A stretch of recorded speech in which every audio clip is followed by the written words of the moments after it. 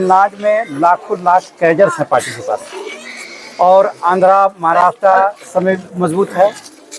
Bihar 15 state में सबसे कमज़ोर है तो बिहार है, हमसे ज़्यादा मजबूत बंगाल में है लोग और झारखंड में।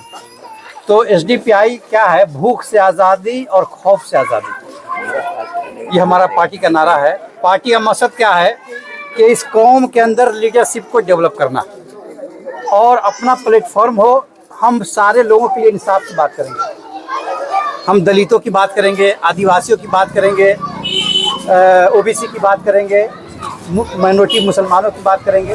हम सब के लिए हैं, हमको अल्लाह ने भेजा सबके लिए, सबको बराबरी का हक दिलाने के लिए, इंसाफ दिलाने के लिए, और नाहक जो हो रहा है, जाति हो रही है, उसको रोकने के लिए हमको भेजा।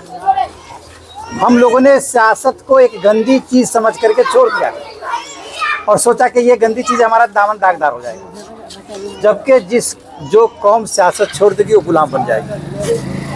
तो उसी सोच के साथ ये पार्टी बनी है कि अब बहुत हो गया, 70 साल 80 साल हम सब कुछ मजबूत कर दिया, उसको जिताओ, उसको हराओ, उसको हराओ, उसको जिताओ, यही करते रह गए।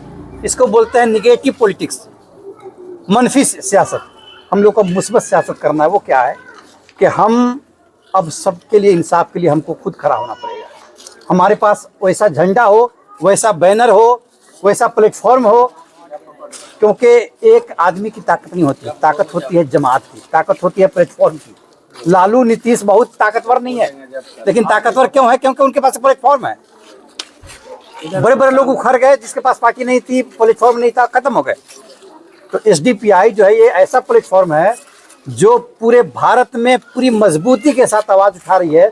और ये कैडर बेस्ड पार्टी है, ये नहीं कि बस एक प्रेसिडेंट बन गया तो लाइफ टाइम बना हुआ है, एक खानदान का है, एक कबीले का है, एक घर का है। नहीं, एसडीपीआई आज हम प्रेसिडेंट है, कल हमारे नौजवानों में से कोई इसका प्रेसिडेंट बन सकता है, तरसों दूसरा बन सकता है। हर 3 साल पे इसकी कमेटी बनती है।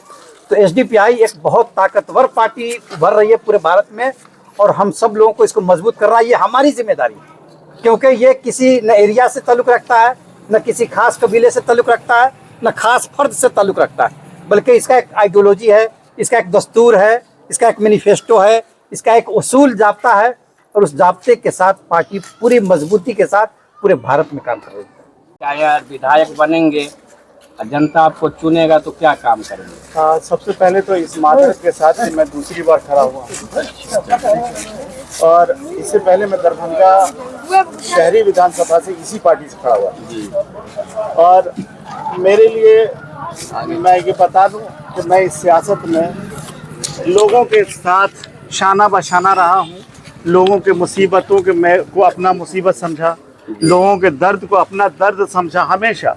और जो लोग मजलूम, जिन पर नाइंसाफ़ी, जिन पर जुल्म और सितम के पहाड़ टूटे, उनका साथ दिया। और यही वजह है मुसलमान, अक़लियत, दलित जिन पर जुल्म हो रहा था, उनके साथ मैं गया। मॉब लिंचिंग के केसेस मैंने लड़े।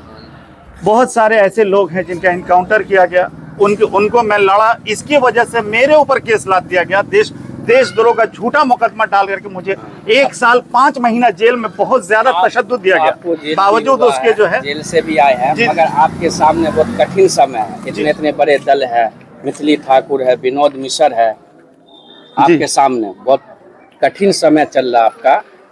मतलब टक्कर है इन दोनों का, रेशियो में। मगर आपको भी हम शुभकामनाएं देते हैं कि आप भी अपने वोटर को जोड़िए। बहुत बहुत शुक्रिया। और आप अलीनगर विधानसभा में जीत के आइए। और जनता को क्या मैसेज देने जा रहे हैं? मैं जनता को एक सबसे बड़ा मैसेज, जो आज का यहाँ अलीनगर जिसके लिए एक चैलेंज बन गया है, अगर आप यूनाइट नहीं हुए तो यकीन जानिए, जिस तरह से चैलेंज किया जा रहा है अलीनगर के नाम को सीता नगर और हरिनगर बनाने की, मैं वादा करता हूँ इंशाअल्लाह ताला, जब तक मेरी जान में जान है, आपने अगर ताकत दे दिया तो किसी के माए के लाल में इतना दम नहीं है कि इसको अलीनगर के नाम को हरिनगर कर दे। मैं इसके लिए जहां तक कानूनी लड़ाई हो सकेगा, पटना हाई कोर्ट से लेकर के सुप्रीम कोर्ट तक, मैं वहां तक लड़ूंगा, लेकिन इसका हरिनगर नाम नहीं होना। 10 साल में कभी जरौटा या अलीनगर कहीं भी किसी ग्रामीण जगह गए, किसी गरीब का आवास बन के उठे आप? चुनाव में आए हैं जो। बिल्कुल। मैं मेरे कैडर्स यहाँ पे अक्सर और बेशतर, यहाँ पे बहुत सारे मेरे कैडर्स हैं, सैकड़ों की तादाद में, जो अक्सर और बेशतर कई सारे मामला में पड़े, जिसकी वजह से इनको बहुत सारी धमकियां भी दी गई।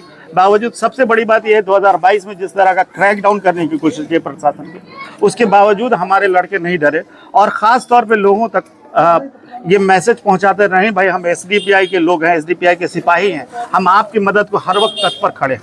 इससे बड़ा चैलेंज नहीं हो सकता है। जनता को क्या मैसेज देने जा रहे हैं अलीनगर विधानसभा में? आपका कड़ा चुनौती है। जी जी, मैं एक वादा करता हूँ सिर्फ, चूँकि हमको बहुत सारे ईमान का सौदा इंशाअल्लाह ताला नहीं करूँगा, रुपयों में टके में नहीं बिकने वाला हूँ। दूसरी बात ये कि कुछ भी हो जाए, अलीनगर को मैं जितने भी एमएलएज होंगे पूरे बिहार कंस्टिट्यूएंसी में, जितने भी 243 होंगे, उसमें सबसे अच्छा काम अगर विधायकी के तौर पर हो सकता है तो मैं पूरी कोशिश करूंगा सबसे अच्छा काम अलीनगर का। यही मेरा वादा है। ताली बजा दो भाई। चलिए, आप जनता से मिलिए। जी जी।